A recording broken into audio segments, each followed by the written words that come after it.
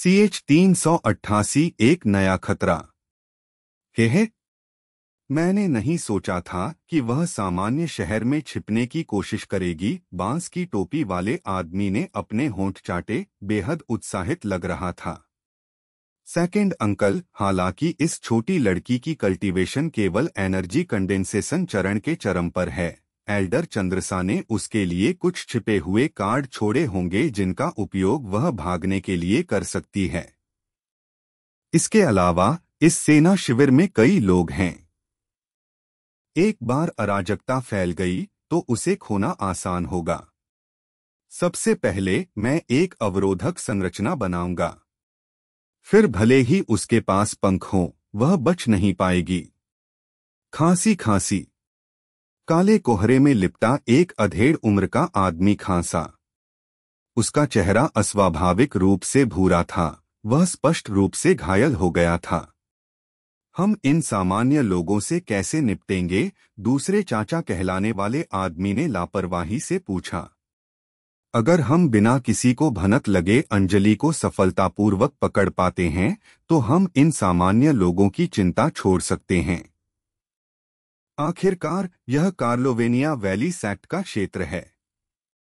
अगर हम यहाँ बहुत से लोगों को मार देते हैं तो यह बहुत परेशानी भरा होगा। लेकिन अगर हमारे वाले में किसी को पता चलता है तो हमारे पास उन्हें मारने और जानवरों की बाढ़ को दोष देने के अलावा कोई विकल्प नहीं है।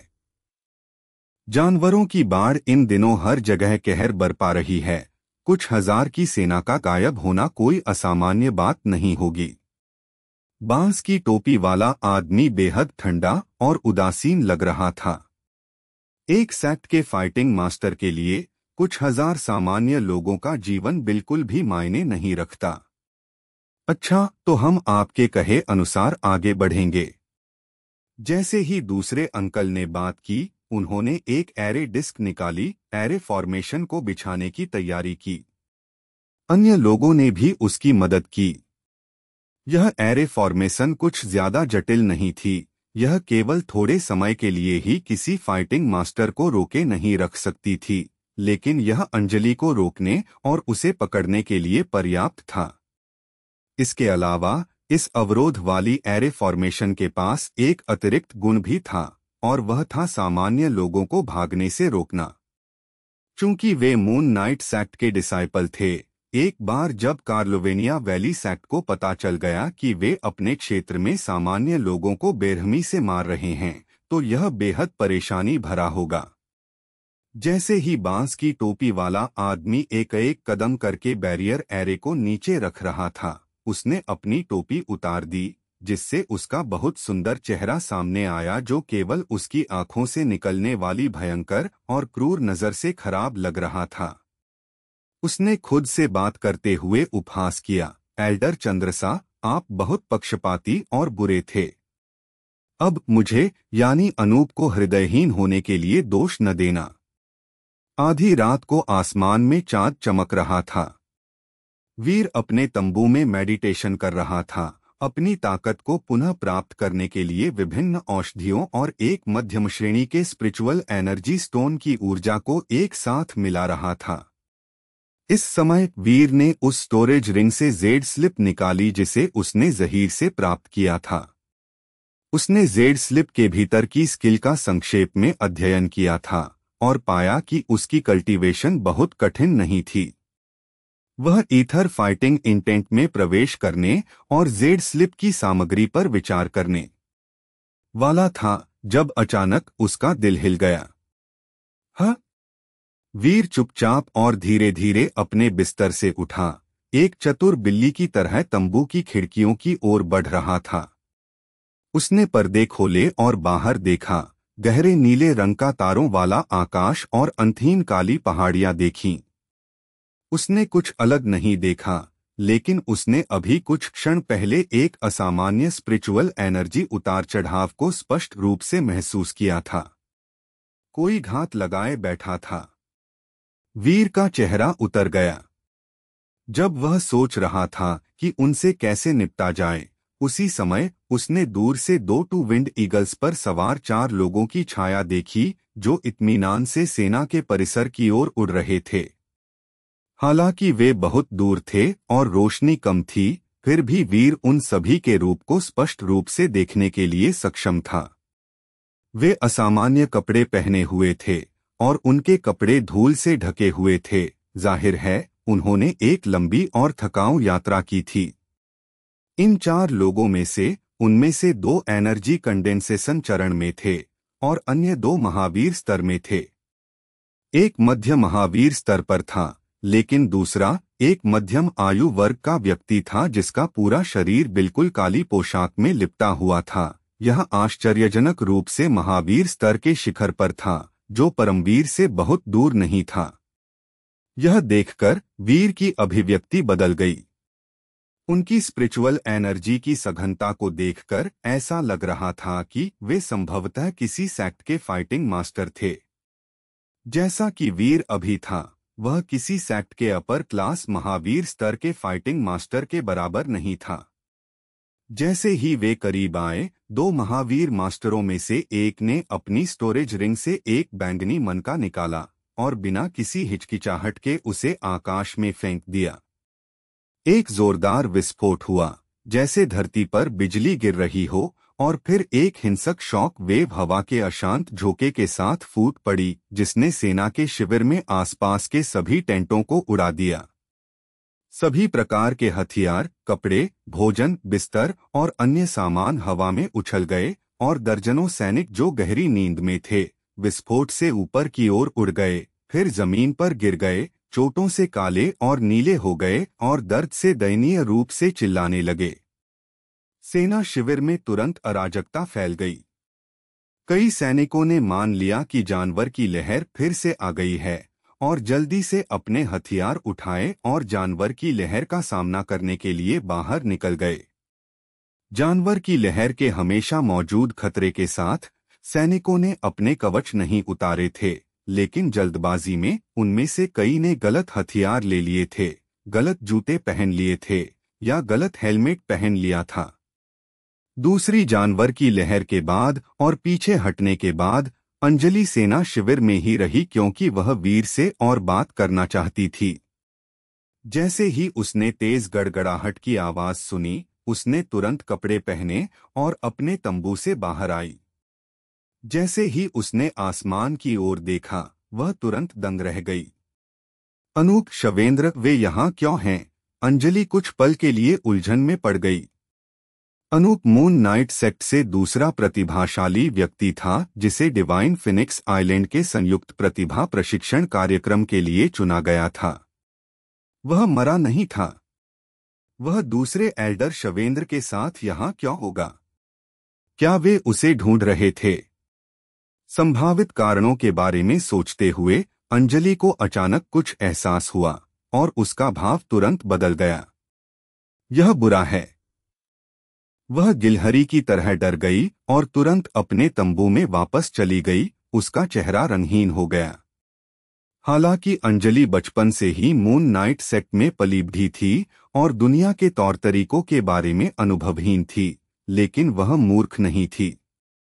उसने नहीं सोचा था कि अनूप यहाँ मून नाइट सेक्ट के खोए हुए डिसाइपलों की तलाश में आया था ताकि सेक्ट को फिर से बनाया जा सके। अनूप को पता होगा कि उसके शरीर पर क्या है और वह हमेशा अपने मास्टर के ट्रेजर्स पर नजर रखे हुए था। मुझे क्या करना चाहिए? अंजलि घबरा गई।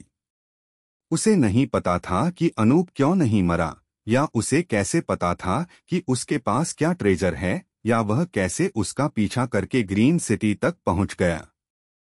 लेकिन वह यह जरूर जानती थी कि अनूप के साथ वाला आदमी मून नाइट सेक्ट से उनका सेकंड एल्डर था, आउटर हाउस का दूसरा सबसे शक्तिशाली एल्डर, और एक ऐसा फाइटिंग मास्टर जो परमवीर स्तर तक पहुंचने से बस एक कदम दूर था। ऐसा अस्तित्व वाला व्यक्ति उसे बस कुछ उंगलियों से कुचलकर मार सकता था। अंजलि ने अपने होंठ काटे और जल्दी से काले कपड़े पहन लिए। उसने चुपचाप तंबू के किनारे को छुआ। वह अराजक भीड़ में शामिल होना चाहती थी और पूरी गंदगी में भाग जाना चाहती थी। उसके लिए यह एकमात्र संभव रास्ता था। यहाँ का बॉस कौन है, बाहर आओ। अनूप ने जोर से चिल्लाया और अपने नीचे खड़ी भीड़ को तिरस्कार भरी नजरों से देखा। असल में प्रभारी व्यक्ति मानसिंह था, लेकिन मानसिंह को वीर ने 1 घंटे पहले ही मार दिया था और उसका कंकाल भी नहीं बचा था।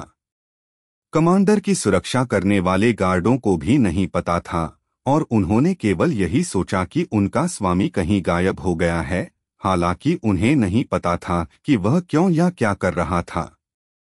इस समय पूरा सैन्य शिविर पूरी तरह से असमंजस में था। मानसिंह के मर जाने के बाद कोई भी खड़ा नहीं हुआ। माधव उन्हें बताने ही वाला था कि अंजलि कहाँ है, जब अचानक अनूप के सेकंड एल्डर शवेंद्र की भौहें उठ गईं। उसने कर्कश स्वर में कहा, वहां उसने अभी अभी मेरी एरे फॉर्मेशन को छुआ है। अरे, तुम भागना चाहती हो?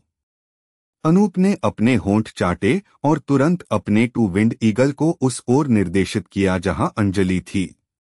जब अंजलि ने एरे फॉर्मेशन को छुआ तो उस पल वह पीली पड़ गई, उसका पूरा शरीर कांप उठा। वह जानती थी कि उसे खोज लिया गया है और तुरंत भीड़ में वापस भागने के लिए मुड़ी। सेना का शिविर बहुत बड़ा था क्योंकि उसमें 10,000 सैनिक रह सकते थे।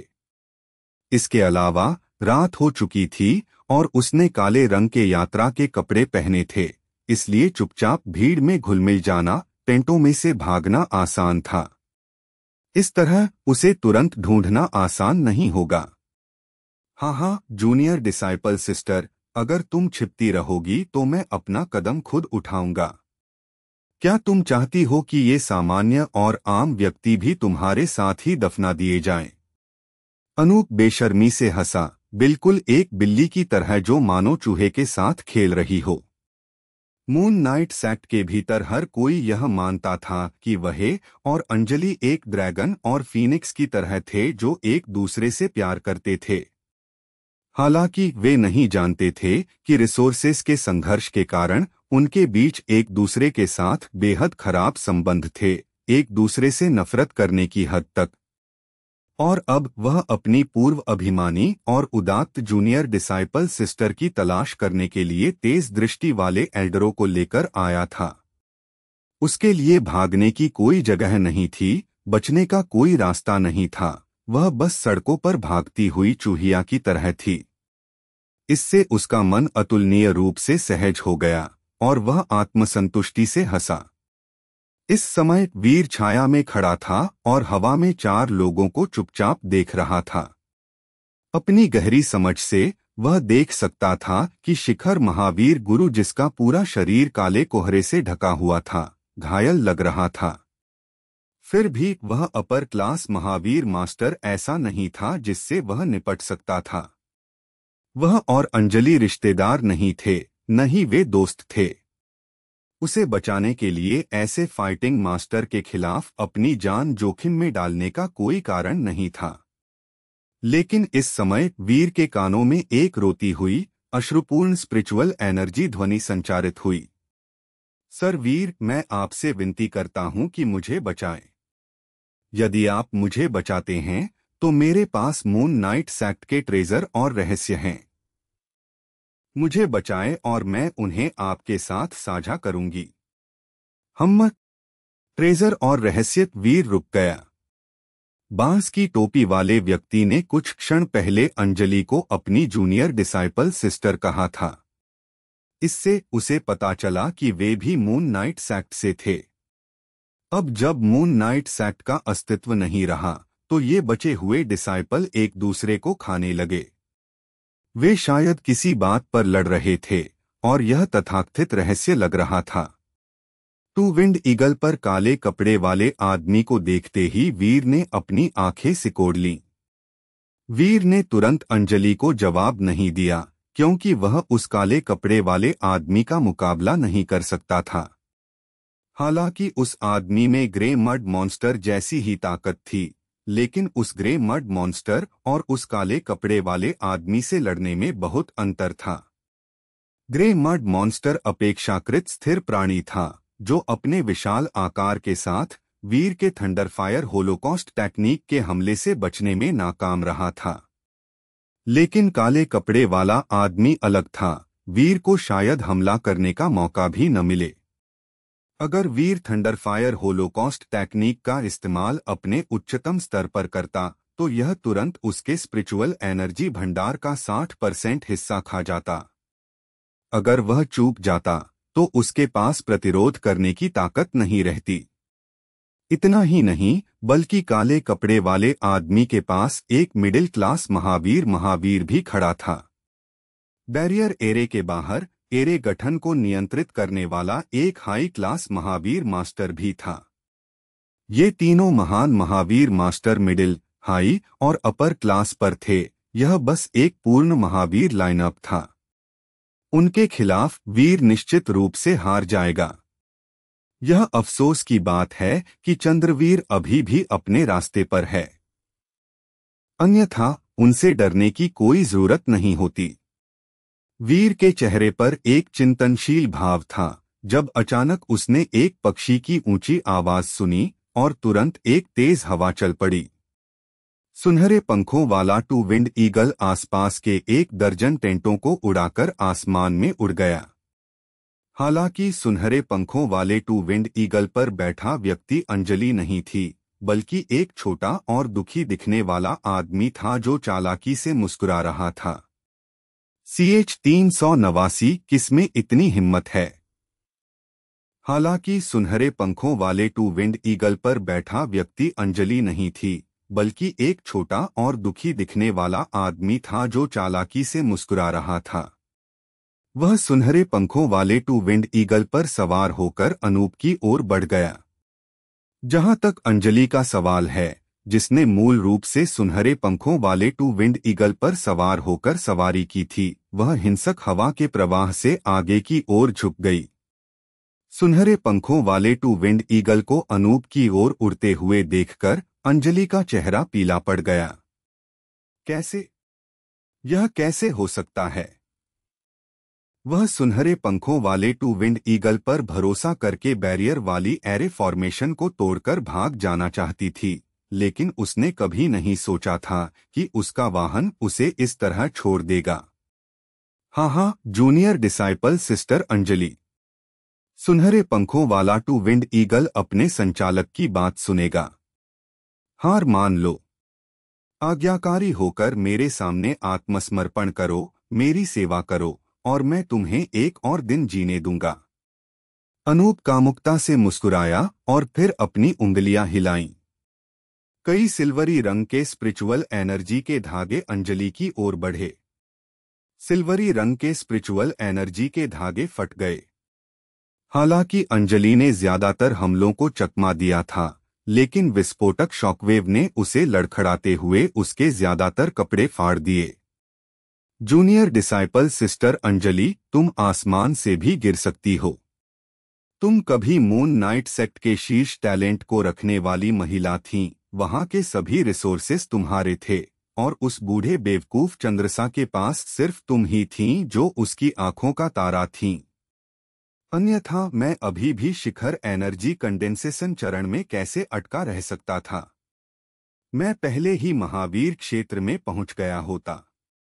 अनूप ने क्रूरता से मुस्कुराया क्योंकि उसके स्पिरिचुअल एनर्जी हमलों ने अंजलि पर आघात किया। उसकी तुलना में वह 3 साल बड़ा था और उसकी ताकत स्वाभाविक रूप से अंजलि से ज्यादा थी। कई हमलों के बाद अंजलि एक दयनीय स्थिति में थी। बगल में शवेंद्र ने कोई हरकत नहीं की, जिससे अनूप बेतहाशा हमला कर रहा था। वह जानता था कि पिछले कुछ सालों में अनूप को सैक्ट मास्टर चंद्रसा द्वारा अंजलि के प्रति पक्षपात का सामना करना पड़ा था, जिससे उसके दिल में एक आग जल रही थी। अब उसे अपनी आत्मा को साफ करने के लिए इस क्रोध को बाहर निकालने का सबसे अच्छा समय था। यह उसके भविष्य की कल्टीवेशन के प्रयासों के लिए फायदेमंद होगा। धमाका! 2 मोटे स्पिरिचुअल एनर्जी धागे फट गए और हवा में एक भयानक विस्फोट ने सभी सैनिकों को पीछे की ओर उछाल दिया, खून थूकते हुए। तंबू उड़ गए और सभी प्रकार के हथियार और कवच पीछे की ओर उड़ गए। हमले से अनगिनत लोग घायल हो गए या कुचल गए। लेकिन इस मजबूत विस्फोट के केंद्र में एक बर्फ की तरह नीली ढाल थी। यह वह सीड थी जिसे अंजलि ने अनूप के हमले को रोकने के लिए एक्टिवेट किया था। अनूप की भौहें ऊपर उठीं और वह मुस्कुराई। मैंने देखा था कि सेक्ट मास्टर चंद्रसा और डिप्टी सेक्ट मास्टर रमना दोनों ही तुमसे बहुत प्यार करते थे। उन्होंने तुम्हें अपनी जान बचाने के तरीके बताए। यह सेक्ट का अर्थ लेवल रक्षात्मक ट्रेजर है, ब्लू वाटर पावर सीड। अच्छा, एक बार जब मैं तुम्हारी कल्टीवेशन को अपाहिज बना दूंगा तो मैं इस महान ट्रेजर और मेरी प्यारी छोटी जूनियर डिसाइपल सिस्टर दोनों को इकट्ठा पा सकूंगा। अनूप दुष्टता से मुस्कुराया और फिर अपनी पीठ से अपने ट्रेजर वाली ब्लू मून स्वार्ड निकाली। लंबी तलवार बाहर निकली और 3 तलवार ऊर्जाएं उनसे बाहर की ओर प्रकट हुई। धमाका! ब्लू वाटर पावर सीड हिल गई, प्रकाश का पर्दा कांप उठा। हालांकि अर्थ लेवल रक्षात्मक ट्रेजर शक्तिशाली था, लेकिन यह सब इस बात पर भी निर्भर करता था कि इसका उपयोग कौन करता है। अंजलि केवल 18 वर्ष की थी। उसकी स्पिरिचुअल एनर्जी अनूप की तुलना में बहुत पतली और कमजोर थी। सर वीर! अंजलि को एक मृत अंत में मजबूर किया गया। उसकी कांपती हुई आवाज गर्जने वाले स्पिरिचुअल एनर्जी विस्फोट में समा गई। धीमी आवाज में बोली, मून नाइट सेक्ट एक बार शीर्ष तृतीय श्रेणी के सेक्ट रूप में प्राप्त किया था। Middle world great demon emperor 72 dismembered demon heart crystal. अभी भी 12 बचे हैं। मेरी स्टोरेज रिंग में एक है। यह शैटर्ड क्रिस्टल एक परमवीर मास्टर के शक्तिवीर चरण में प्रवेश करने की संभावनाओं को बढ़ा सकता है। सर वीर, मुझे बचाओ। डिसमेंबर्ड डेमन हार्ट क्रिस्टल एक चमत्कारिक दवा जो परमवीर मास्टर के शक्तिवीर चरण तक पहुंचने की संभावनाओं को बढ़ाने में मदद कर सकती है। वीर दंग रह गया। उसने इस डिसमेंबर्ड डेमन हार्ट क्रिस्टल के बारे में कभी नहीं सुना था, लेकिन वह जानता था कि मिडिल वर्ल्ड ग्रेट एम्परर कौन था। वह साउथ सी रीजन में एक शीर्ष स्तरीय फाइटिंग मास्टर था जिसने 1000 से अधिक वर्षों तक शासन किया था। यहां तक कि पूरे स्काई पावर कॉन्टिनेंट को शामिल करते हुए वह शीर्ष रैंक वाले बेजोड़ एम्परर स्टेज की शक्तियों में से एक था। उसने एक पवित्र भूमि के स्तर के साइलेंट डेमन एम्परर जैसे एक सेक्ट की स्थापना की थी, लेकिन उसने सभी तरह के बुरे और अत्याचारी काम किए, लड़के लड़कियों को मारा और हर जगह से प्रतिभाशाली महिलाओं की इज्जत को बेतहाशा लूटा। अंत में वह स्काई पावर कॉन्टिनेंट के एक सम्राट की बेटी को पाने के लिए हावी हो गया। फिर उसने हर जगह से नफरत और आक्रोश जगाया और आखिरकार स्काई पावर कॉन्टिनेंट के कई सम्राटों के संयुक्त प्रयास से मारा गया। इसके बाद उसके कुछ अधीनस्थ साउथ विस्टा रीजन में दूर रहने लगे और भाग गए, जहां उन्होंने अपना स्वयं का सेक्ट स्थापित किया, जो वर्तमान साउथ विस्टा डीमन रीजन था। जब साइलेंट डेमन एम्पायर को नक्शे से मिटाया जा रहा था, तब साउथ सी रीजन के कई सेक्टों ने इस युद्ध में भाग लिया था। उस समय मून नाइट सेक्ट एक शीर्ष तृतीय श्रेणी का सेक्ट था जिसका प्रभाव मयूर माउंटेन से भी ऊपर था। यह अजीब नहीं था कि उन्होंने इस युद्ध में भाग लिया होगा, और यह बहुत संभावना थी कि उन्होंने किसी तरह का ट्रेजर प्राप्त किया हो। मिडिल वर्ल्ड ग्रेट एम्परर जैसे महान चरित्र वाले व्यक्ति के लिए उससे जो कुछ भी संबंधित होगा वह निश्चित रूप से एक असाधारण ट्रेजर होगा। अगर कोई ऐसी दवा होती जो परमवीर मास्टर को शक्तिवीर स्तर तक पहुंचने में मदद कर सकती है, तो उसकी कीमत की कल्पना की जा सकती थी। शायद वीर को जैसे ही इस संभावना का एहसास हुआ, उसका दिल तेजी से धड़कने लगा।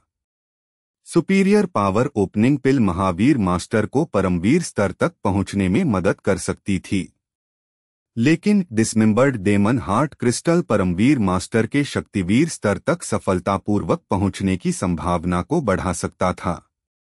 वे दोनों ही ऐसी दवाएं थीं जो शरीर के शुद्धिकरण से संबंधित होती थीं।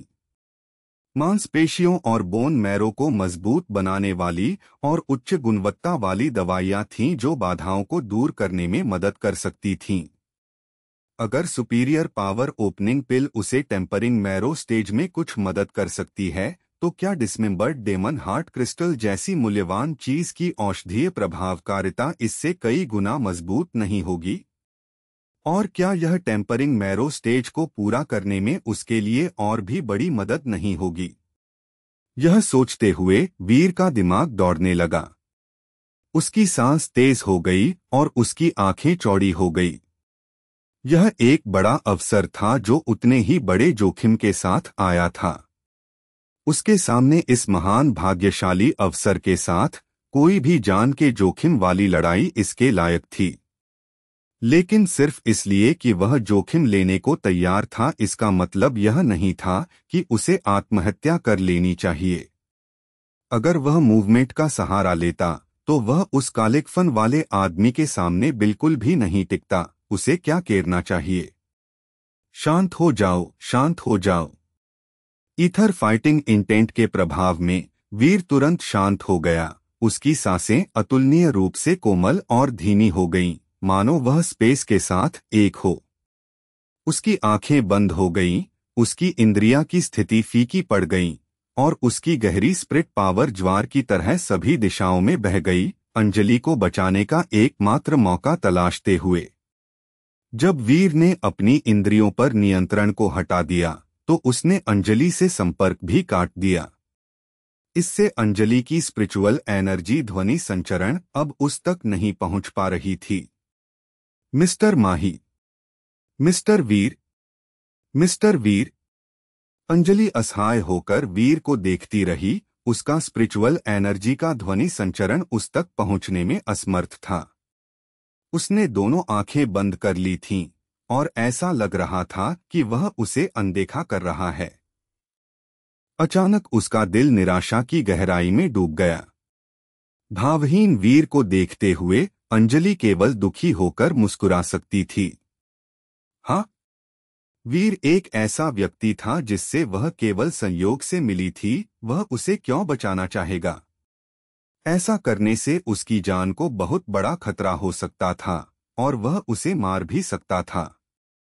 पति पत्नी के बीच भी जीवन और मृत्यु की गंभीर स्थिति में वे एक दूसरे को जीने में मदद नहीं कर सकते। जैसे जैसे उसके दिल में निराशा और निराशाजन पीड़ा बढ़ने लगी, अंजलि ने अपने होठों को काटा और पूरी ताकत से ब्लू वाटर पावर सीड को सहारा दिया। हालांकि अनूप के लगातार और क्रूर हमलों के कारण ब्लू वाटर पावर सीड धीरे धीरे कमजोर होने लगी, लगभग टूटने के कगार पर। हाँ, जूनियर डिसाइपल सिस्टर अंजलि, मैं ये देखना चाहता हूँ कि तुम कितने समय तक टिक पाओगी। अनूप के बाल हवा में बिना किसी नियंत्रण के हवा में लहरा रहे थे। उसकी आंखें पागलों की तरह धूर्त हो गई थीं तथा उसने दोनों हाथों से अपनी तलवार उठाई और टू विंड ईगल से नीचे कूद गया। उसने अपनी तलवार सीधे अंजलि पर तान दी। यह वार अंजलि की ब्लू वाटर पावर सीड को पूरी तरह से कुचल देगा। अंजलि के होठों से खून बह रहा था और उसकी आंखों में एक निर्णायक और दृढ़ रंग था। इस समय उसे अब जीने की कोई उम्मीद नहीं थी। वह खुद को अनूप के हाथों में पड़ने देने के बजाय मरना पसंद करेगी। अंजलि के हाथ में तलवार हिलने लगी, जिससे एक तीखी आवाज निकल रही थी। उसकी आंखें चौड़ी हो गईं और उसने अपने शरीर के भीतर स्पिरिचुअल एनर्जी को उसकी सीमा तक घुमाया। वह अपना सबसे शक्तिशाली हमला करने वाली थी। तभी उसी पल अचानक उसके बगल से एक तेज गर्जना हुई और एक चमकदार बैंगनी बिजली ने पूरे रात के आसमान को रोशन कर दिया। अंजलि को यह समझने का समय भी नहीं मिला कि आखिर क्या हुआ था। उसने केवल एक छाया को एक सीधी रेखा में उड़ते हुए देखा। उसका पूरा शरीर फायर और थंडर में लिपटा हुआ था। ऐसा लग रहा था मानो एक शानदार उल्कापिंड की तरह आगे की ओर बढ़ रहा था। इस आकृति ने अपने हाथ में एक भाला पकड़ रखा था जो सीधे अनूप के सीने की ओर जा रहा था। इस पल मानो समय रुक गया था और चारों ओर का सारा शोर और अराजकता का माहौल गायब हो गया था। अंजलि की आंखों में केवल फायर और थंडर की एक चमक थी। यह अस्पष्ट आकृति वाला शरीर जो इस स्काई थंडर और फायर में सनी हुई थी और उसके लंबे बाल हवा में नाच रहे थे, युद्ध के एक अद्वितीय देवता की तरह लग रहा था। मछली। शवेंद्र की अभिव्यक्ति गंभीरता से बदल गई। यह दुश्मन का हमला बहुत अचानक था और इसकी गति बहुत तेज थी। यहां तक कि महावीर स्तर का सर्वोच्च मास्टर शवेंद्र भी समय पर प्रतिक्रिया नहीं कर सके। किसमें इतनी हिम्मत है? शवेंद्र चिल्लाया और उसके चारों ओर का सारा काला कोहरा बाहर की ओर फूट पड़ा। उसने अपनी हथेली को झटकाया और काला कोहरा एक विशाल अजगर में बदल गया जो वीर की ओर दहाड़ रहा था। हालांकि जल्दबाजी में शवेंद्र ने सबसे तेज टेक्निक प्रयोग नहीं की थी, लेकिन वीर के साथ इसकी तुलना कैसे की जा सकती थी जिसने इस एक वार में अपनी सारी ऊर्जा इकट्ठा कर ली थी। धमाका। विशाल अजगर फट गया। बैम्पर्पल क्लस्टर स्पीयर तेजी से इसे चीरते हुए आगे निकल गया। धिक्कार है। इस समय अनूप एक बेहद खतरनाक स्थिति में था। उसने बीच में ही अचानक अपनी स्वार्ड टेक्निक बदल दी और एक नीली ऊर्जा वाली तलवार वीर के भाले पर झमाझमाते हुए गिर पड़ी। इस समय उसे वीर की कल्टीवेशन की परवाह नहीं थी। उसने केवल यह सोचा कि यह एक फाइटिंग मास्टर का एक गुप्त हमला होगा। डिंग डिंग डिंग डिंग। तलवार की ऊर्जाएं कंपन करती हुई नीली स्पिरिचुअल एनर्जी से टकराईं। वे सभी एक साथ टूट गईं। भाले की वह रोशनी 1000 फीट पार कर गई। अजय अनूप के सीने में जा घुसी। कश। अनूप जो अभी अभी एक भयंकर किलिंग इंटेंट की प्रदर्शित करते हुए इतना अहंकारी था, लेकिन भाला उसके सीने में घुसने के साथ ही उसने खून और मांस की उल्टी कर दी। उसका शरीर एक चीथड़े की तरह पीछे की ओर उड़ गया। अनूप के साथ साथ शवेंद्र को भी तुरंत एक बड़ी चोट लगी। उसकी आंखें गुस्से से लाल हो गईं। बदमाश, मैं तुम्हें मार डालूंगा। अब वह स्वाभाविक रूप से पहले वीर को मारेगा। हालांकि जैसे ही शवेंद्र की आंखों में एक गंभीर रोशनी चमकी और वह अपने मास्टर स्ट्रोक का उपयोग करने वाला था, उसका रंग तुरंत बदल गया। शवेंद्र ने देखा कि वीर के हाथ में एक और भाला दिखाई दिया था। जैसे ही वीर ने लंबे भाले को पकड़ा, उसका शरीर स्पिरिचुअल एनर्जी से भर गया। उसके भीतर की ऊर्जा सीमा तक फैल गई। 20,000 पॉइंट की पावर फूट पड़ी। 100। भाला का एक खतरनाक थंडर एनर्जी वाला स्लैश अटैक अनूप की ओर एक तीर की तरह आगे बढ़ा। हवा कांप उठी। हवा में थंडर एनर्जी की तेज रफ्तार के कारण तीखी आवाज फैल गई। यह थंडर की शक्ति एक महल को नष्ट करने के लिए पर्याप्त थी। शवेंद्र की आंखें लाल हो गईं। बदमाश, मैं तुम्हें याद दिलाऊंगा। शवेंद्र के पास अभी वीर से निपटने का समय नहीं था। उसने अपनी मूवमेंट टेक्निक एक्टिवेट की और भाले का पीछा करने लगा। अन्यथा यदि गंभीर रूप से घायल अनूप, जो कोमा में चला गया था, इस भाले से टकराता तो वह निस्संदेह मर जाता। बाहर चलो, वीर जल्दी से कहा। उसने स्तब्ध अंजलि को पकड़ लिया और शिविर से बाहर निकल गया। यदि वीर शवेंद्र के होते हुए अंजलि को बचाना चाहता था तो यही एकमात्र तरीका था।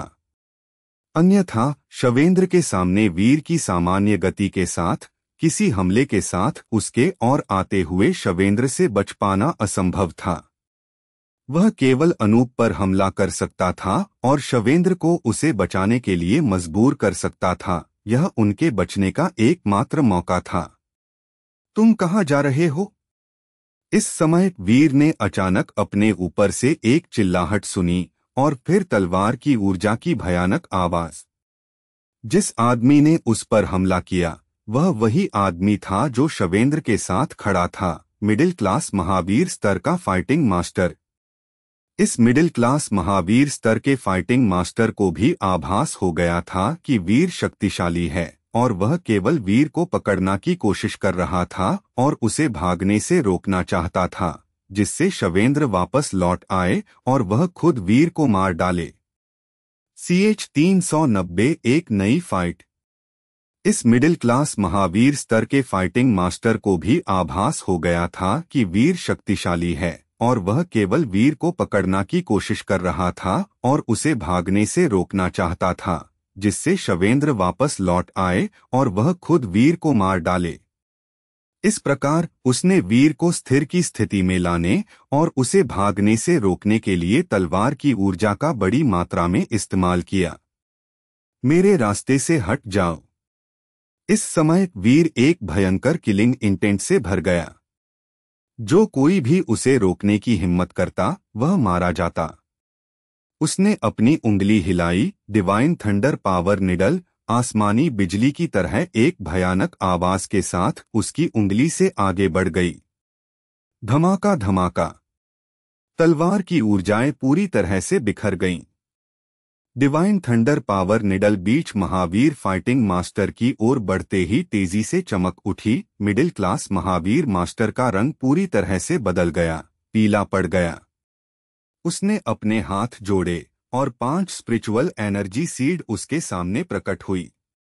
हालांकि स्पिरिचुअल एनर्जी सीड के फटने पर केवल एक पॉपिंग ध्वनि हुई। जब आखिरी स्पिरिचुअल एनर्जी सीड टूटने वाली थी, डिवाइन थंडर पावर निडल से ऊर्जा का एक भयानक विस्फोट हुआ और पर्पल थंडर एनर्जी निकली। इसके साथ वह आदमी चिल्लाया। उसका आधा शरीर टुकड़े टुकड़े हो गया और वह आसमान से नीचे गिर गया। वीर ने उसकी ओर देखा भी नहीं। उसके दोनों पैर पूरी गति से बैरियर एरे के बाहर की ओर बढ़े। डिवाइन थंडर पावर निडल ने मिडिल महावीर स्तर के फाइटिंग मास्टर को लगभग मार डाला था। इसके बाद उसने वीर को छूते हुए सीटी बजाई और उसके शरीर में वापस समा गई। कॉन्सेप्ट ऑफ विंड के साथ उसकी हरकतों में घुलमिल जाने के बाद वीर का शरीर ऊपर की ओर उड़ने लगा। उस पल अंजलि ने केवल वीर को अपना हाथ ऊपर खींचते हुए महसूस किया। उसके कानों में हवा का तेज बहाव सुनाई दे रहा था। उसने नीचे देखा कि उसके पैर जमीन से दूर होते जा रहे थे और वह विश्वास नहीं कर पा रही थी कि कुछ ही पल में वह अचानक हवा में दर्जनों फीट ऊपर आ गई थी। बिजली की चमक में डूबे हुए अपने दिमाग को स्थिर करने के बाद, जिसने उसे चक्कर में डाल दिया था, उसे आखिरकार एहसास हुआ कि एक असंभव बात घटित हुई थी।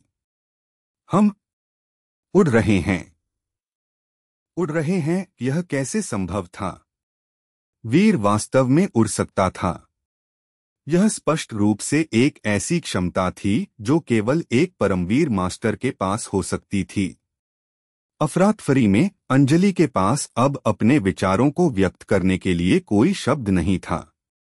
जैसे ही उसने प्रकाश के एक बड़ी परत को समीप आते देखा, उसके चेहरे का रंग बदल गया। एक बैरियर एरे उनके आगे था। वीर की पुतलियां सिकुड़ गईं। हालांकि उसने पीछे मुड़कर नहीं देखा, लेकिन उसकी स्पिरिट पावर पहले से ही काले कपड़े वाले आदमी पर अटकी हुई थी। यह आदमी पहले ही अनूप को बचा चुका था और अब उसका पीछा कर रहा था। समय बहुत कम था। अगर वह बैरियर एरे पर हमला करने के लिए रुकता तो भले ही इसमें कुछ सांसें ही क्यों न लगती, काले कपड़े वाला आदमी उसे पकड़ लेता। लड़के, तुम भाग नहीं सकते। शवेंद्र ने पीछे से वीर का पीछा किया।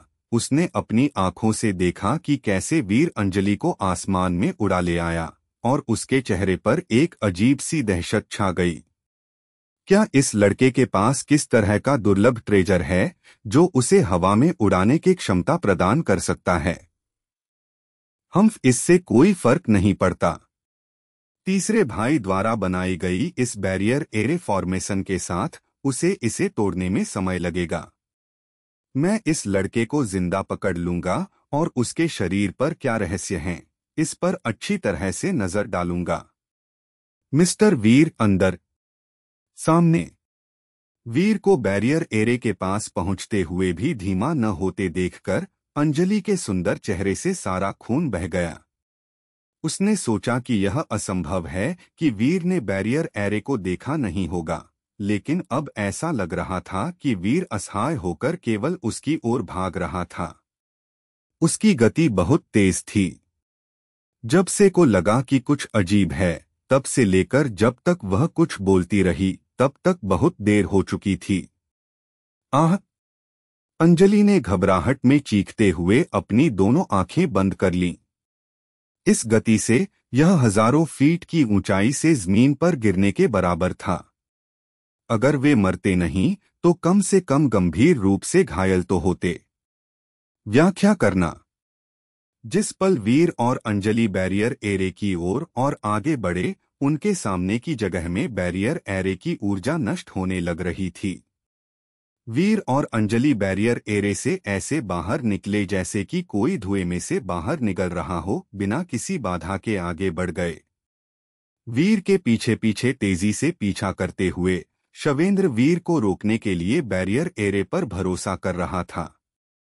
लेकिन अब जब उसने अपने सामने इस दृश्य को देखा तो उसकी आंखें चौड़ी हो गईं। यह कैसे संभव था? इस समय वीर के पीछे अंजलि ने अपनी आंखें बंद कर ली थीं और उसका चेहरा पीला पड़ गया था क्योंकि वह पूरी ताकत से चिल्ला रही थी। एक लड़की की चीख में वाकई भयानक ऊर्जा थी। वह कई बार चिल्लाई और फिर पाया कि कुछ गड़बड़ है। उसने अपनी आंखें खोलीं और देखा कि आसपास का नजारा तेजी से धुंधला हो रहा था। वे जाहिर तौर पर सेना के शिविर के बाहर पहुंच चुके थे। वे बैरियर एरे को पार कर गए थे। उसने देखने के लिए अपना सिर घुमाया। बैरियर एरे वास्तव में उनके पीछे थी। यह कैसे? यह कैसे हुआ? अंजलि अपने मन में उलझन में पड़ गई। वे बैरियर एरे से बाहर कैसे निकले? पहले वीर ने उसे शवेंद्र की चौकस निगाहों से लगभग असंभव स्थिति से बचाया था। फिर वे बिना किसी उपकरण या ट्रेजर की मदद के आकाश में उड़ गए थे और अब वे बिना किसी बाधा के बैरियर एरे से आगे निकल गए थे।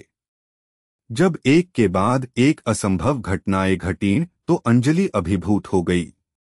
वह केवल वीर के हाथ को अपने हाथ में पकड़ने पर अविश्वास से देख सकती थी। अपने नजरिए से वह केवल वीर के चेहरे को देख सकती थी। वीर का चेहरा भावहीन था। चाहे वह चिल्लाई हो या मूर्ख बनी हो, वह अविचलित रहा, केवल आगे की ओर भागता रहा। जीवन और मृत्यु की घटनाओं की उस पूरी श्रृंखला के दौरान जिसने अंजलि के दिल को एक के बाद एक रुकने पर मजबूर कर दिया था, वीर ने एक बार भी अपना संयम नहीं खोया था। उसकी सीधी सादी आंखें रात के आसमान में तारों की तरह गहरी और गंभीर लग रही थीं, जिससे अंजलि को सुरक्षा का एहसास हो रहा था और ऐसा लग रहा था कि वह कोई ऐसा व्यक्ति है जिस पर वह भरोसा कर सकती है, जैसे कि वह एक सर्वशक्तिमान प्राणी हो। उस पल अंजलि के दिल में अशांत लहरें उठने लगीं। अरे, उस समय बैरियर एरे में क्या खराबी थी और यह कैसे उत्पन्न हुई? आखिर थर्ड ब्रदर क्या कर रहा है? शवेंद्र क्रोधित हो गया। उसने जल्दी से सब कुछ बैरियर एरे में खराबी के कारण बताया। उसका तीसरा भाई केवल सबसे बुनियादी और सामान्य एरे मास्टर था, लेकिन ऐसी स्थिति जिसमें एरे के निर्माण में गड़बड़ी हुई थी, पहले कभी नहीं हुई थी। जैसे ही शवेंद्र ने अपने तीसरे भाई को एक अक्षम गड़बड़ के रूप में कोसा, उसने अपनी मूवमेंट टेक्निक एक्टिवेट की और बैरियर एरे को पार करने के लिए आगे बढ़ा। इस तरह की घटिया एरे फॉर्मेशन स्वाभाविक रूप से व्यक्तियों को पहचान नहीं पाती थी। अगर शवेंद्र आगे निकलना चाहता तो उसे इसे नष्ट करने की जरूरत नहीं थी, लेकिन फिर भी उसे काफी प्रयास करना था। लेकिन अब जब बैरियर एरे में कुछ खराबी दिखाई दी थी तो इतना समय बर्बाद करने की कोई जरूरत नहीं थी। वह सीधे आगे बढ़ सकता था और खुद को प्रयास से बचा सकता था। एक क्षणभंगुर सेकंड में दर्जनों पैर गुजर गए। जल्द ही जब शवेंद्र पूरी गति से बैरियर एरे को तोड़ने वाला था तो उसे अचानक लगा कि कुछ गड़बड़ है। उसने एकदम रुकने की कोशिश की, लेकिन पर्याप्त समय नहीं था। एक पेंग ध्वनि के साथ, जैसे कि सूअर को मांस काटने वाले बोर्ड पर पटक दिया गया हो, शवेंद्र बैरियर एरे से अच्छी तरह टकराया। उसका सिर चकरा गया और यहां तक कि उसकी आंतें भी उखड़ गईं। यह देखकर अंजलि की आंखें चौड़ी हो गईं। उसने देखा कि शवेंद्र ने एक अंधी मक्खी की तरह अवरोधक एरे पर हमला किया, खून थूका और लंगड़ाते हुए फर्श पर गिर गया। अंजलि का मुंह आश्चर्य से चौड़ा हो गया। शवेंद्र को वया हुआ। अंजलि यह देखना चाहती थी कि घटनाओं का यह असामान्य और सौभाग्यपूर्ण परिवर्तन कैसे हुआ, लेकिन वीर बहुत तेज था। पलक झपकते ही शवेंद्र अदृश्य होकर अंधीन रात में गायब हो गया। तुम मूर्ख हो। शवेंद्र गुस्से में था। उसने उपचार की गोलियों का एक गुच्छा वापस मुंह में डाला और चिल्लाया, तीसरे भाई तुम एक सच्चे मूर्ख हो। जल्दी करो और एरे हटाओ, हम उसे एक साथ पकड़ सकते हैं। आहा! एक ऊंची आवाज में पक्षी की चीख सुनाई दी और सुनहरे पंखों वाला टू विंड ईगल आसमान में उड़ गया। शवेंद्र, उसके साथ का एक मिडिल क्लास महावीर मास्टर जो वीर के द्वारा अच्छी तरह से घायल था, गंभीर रूप से घायल अनूप, सभी ने शवेंद्र के छोटे तीसरे भाई और एक अन्य महावीर स्तर के फाइटिंग मास्टर सभी ने वीर का पीछा करते हुए सुनहरे पंखों वाले टू विंड ईगल पर छलांग लगा दी। चील की चीख सुनकर अंजलि घबरा गई। वह सोच रही थी कि शवेंद्र ने उसे इतनी जल्दी कैसे ढूंढ लिया, और ऐसा लग रहा था मानो सच्चाई सुनहरे पंखों वाले टू विंड ईगल के भीतर छिपी हो।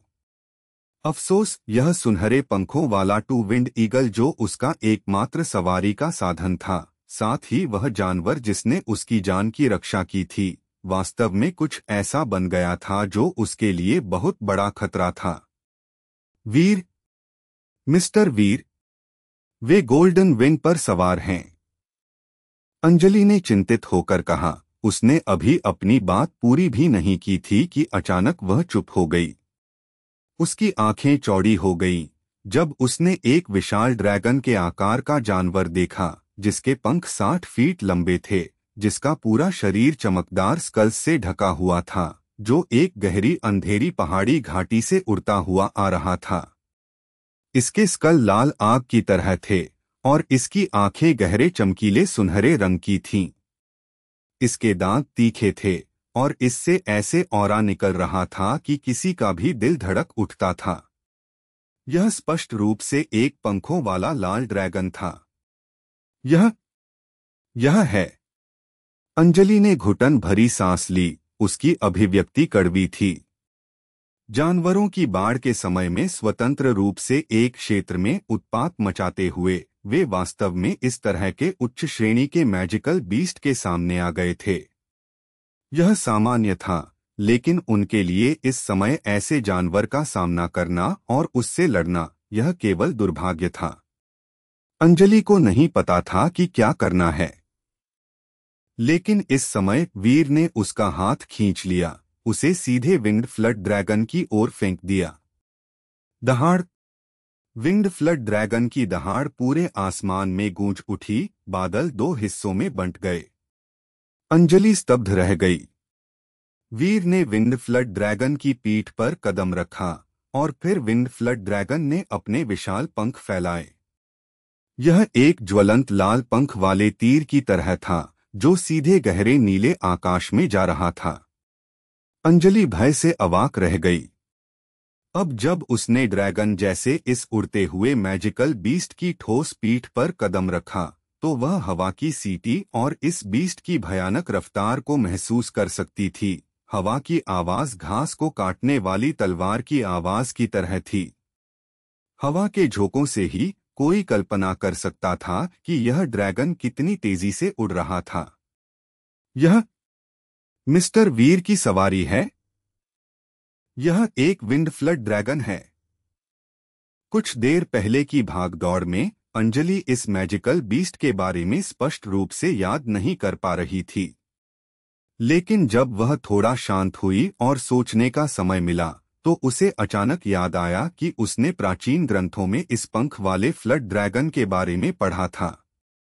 इसका मूल्य सुनहरे पंखों वाले टू विंड ईगल से कम 10 गुना अधिक था और बड़ा होने के बाद यह एक परमवीर मास्टर की बराबर की शक्ति वाला एक मैजिकल बीस्ट होगा।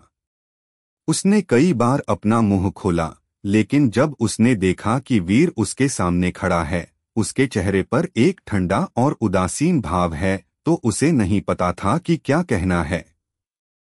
तुम क्या कहना चाहती हो? वीर ने अचानक अपना सिर घुमाया, अंजलि की ओर देखा। मिस्टर वीर, मैं। अंजलि ने अपना मुंह खोला, जैसे कि वह वीर से कुछ कहना चाहती थी, लेकिन अंत में उसे नहीं पता था कि क्या कहना है। मिस्टर वीर, क्या यह आपकी सवारी है? यह पूछने के बाद अंजलि थोड़ी शर्मिंदा हुई। यह एक स्पष्ट उत्तर वाला प्रश्न था। वह बस बातचीत शुरू करने का कोई तरीका खोजने की कोशिश कर रही थी। वीर ने सिर हिलाया। हाँ, इसका नाम स्पार्की है।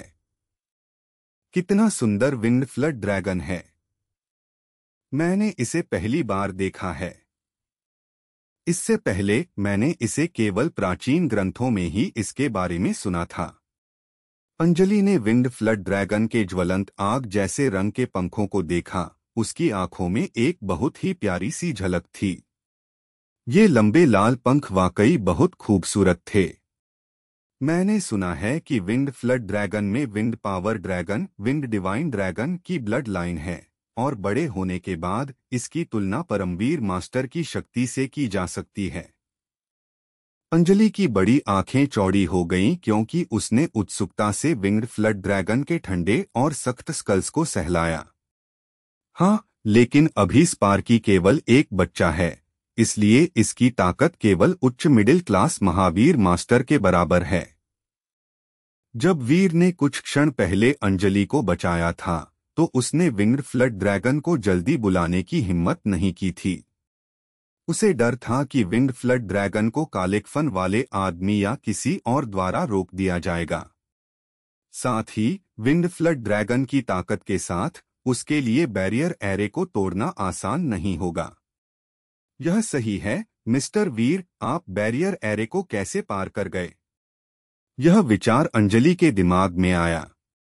एक पल पहले एक के बाद एक इतने सारे अकल्पनीय मामले होने के बाद वह पूछना चाहती थी कि क्यों, लेकिन अंत में उसने नहीं पूछा क्योंकि वह जो सवाल पूछ सकती थी उसमें वीर के रहस्य शामिल हो सकते थे।